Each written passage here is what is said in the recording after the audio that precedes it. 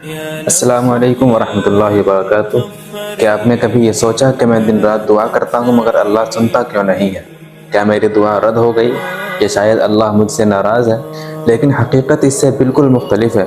قرآن اور حدیث ہمیں بتاتے ہیں کہ اللہ کبھی دعا ضائع نہیں کرتا، بلکہ اسے 3 طریقوں سے قبول کرتا ہے۔ قرآن میں اللہ تعالیٰ فرماتا ہے وَإِذَا سَأَلَكَ عِبَادِي عَنِّي فَإِنِّي قَرِيبٌ اجیب دعوت الداعی اذا دعان۔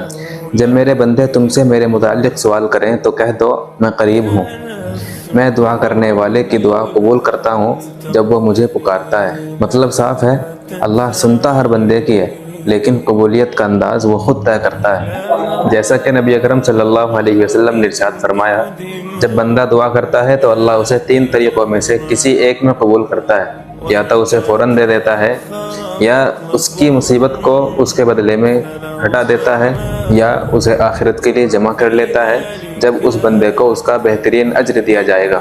بعض اوقات اللہ فوراً جواب نہیں دیتا، وہ تمہیں آزما رہا ہوتا ہے۔ قرآن کہتا ہے وَلَنَبْلُوَنَّكُمْ بِشَيْءٍ مِّنَ الْخَوْفِ وَالْجُوعِ، ہم تمہیں ضرور آزمائیں گے خوف، بھوک اور نقصان کے ذریعے۔ تمہارے لیے وہ چیز بہتر نہیں ہوتی۔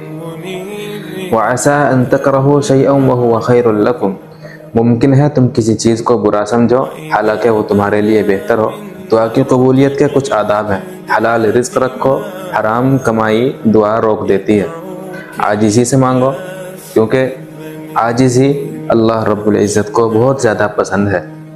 نبی اکرم صلی اللہ علیہ وسلم نے ارشاد فرمایا، بندے کی دعا قبول ہوتی رہتی ہے جب تک وہ یہ نہ کہے میں نے دعا کی مگر قبول نہ ہوئی۔